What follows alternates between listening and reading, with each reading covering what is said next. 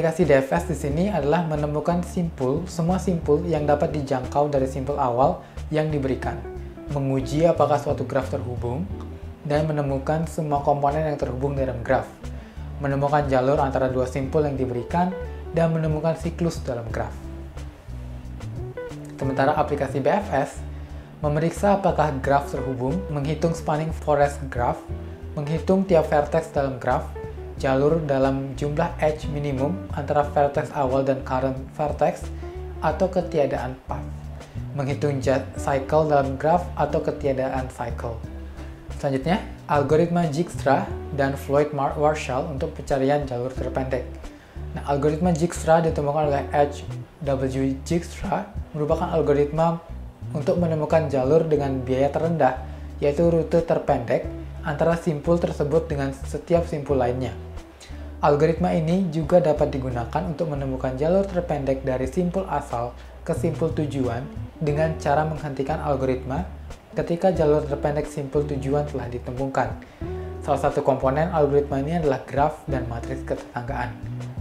Cara kerja algoritma Dijkstra memakai strategi greedy, di mana strategi greedy pada algoritma Dijkstra menyatakan bahwa setiap langkah ambil sisi yang berbobot minimum yang menghubungkan setiap sebuah simpul yang sudah terpilih dengan sebuah simpul lain yang belum terpilih.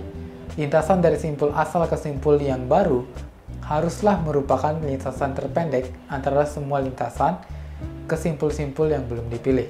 Algoritma ini mencari panjang lintasan terpendek dari vertex A ke vertex Z dalam sebuah graf atau graf berbobot positif dan berkesinambungan.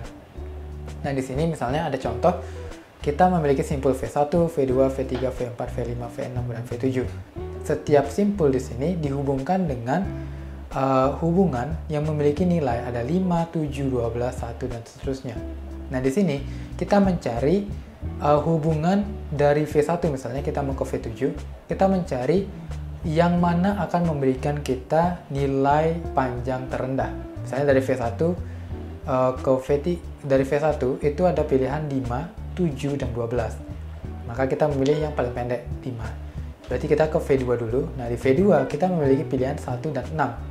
Berarti kita memilih 1. V2 ke V3, V3 ke V5 melalui 5, lalu dari V5 mungkin langsung ke 7.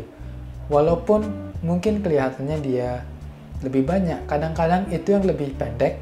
Jika secara keseluruhan itu lebih pendek, maka Dijkstra akan mengambil pilihan itu dibandingkan dengan mengambil pilihan yang mungkin terlihat lebih pendek di awal, tapi jika dijumlahkan semuanya ternyata itu menghasilkan nilai yang lebih panjang.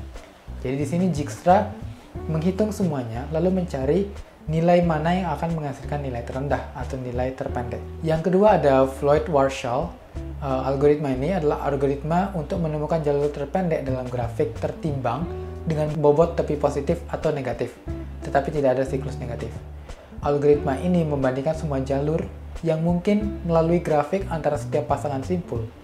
Akurasi algoritma ini selalu menunjukkan nilai 100%. Mekanisme algoritma Floyd-Warshall dilakukan dalam beberapa langkah. Jadi yang pertama, mewakili grafik berbobot sebagai matriks. Kita membuat suatu matriks. Lalu yang kedua, dekomposisi Floyd-Warshall. Ketiga, menentukan struktur shortest path. Keempat, menentukan shortest path dari I, K, J yang memuat vertex K. Lalu yang kelima, melakukan iterasi yang dimulai dari iterasi ke 0 sampai dengan iterasi ke N, sampai dengan seterusnya. Sampai kita mendapatkan solusi terbaik.